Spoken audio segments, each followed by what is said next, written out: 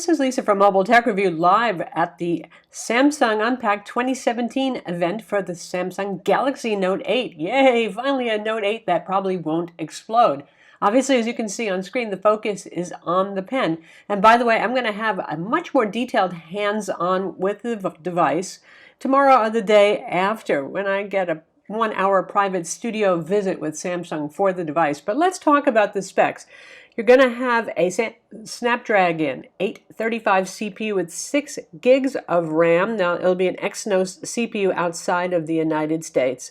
It's, again, a tall phone, just like the Samsung Galaxy S8 and S8 Plus. It's not much bigger than the S8 Plus, so it has that high aspect ratio. It's 2960 by 1440 resolution.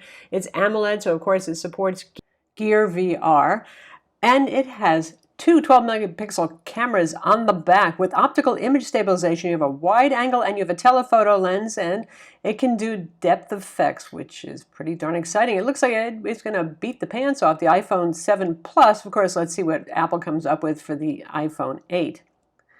The phone has a headphone jack, yay, on the bottom, a USB-C port as you would expect, and a speaker and the S Pen mounted on the bottom. As ever, I love the S Pen, 4,096 levels of pressure sensitivity. Tilt support. It's exactly the same experience as on the Samsung Notebook 9 Pro that I recently reviewed, which is to say it's very good. I look forward to doing some detailed artwork with this one.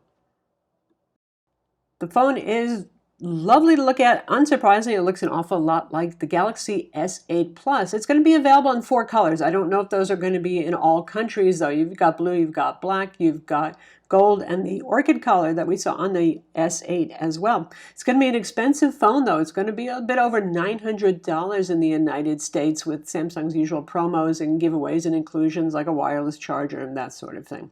It also supports Samsung DeX, obviously wireless charging, and it's IP68 water-resistant. It's got 64 gigs of storage inside as well. So it's a very powerful phone, but that's a lot of money. I think this is going to be for folks who really want to display this huge and love that S Pen. But we'll have more coverage soon.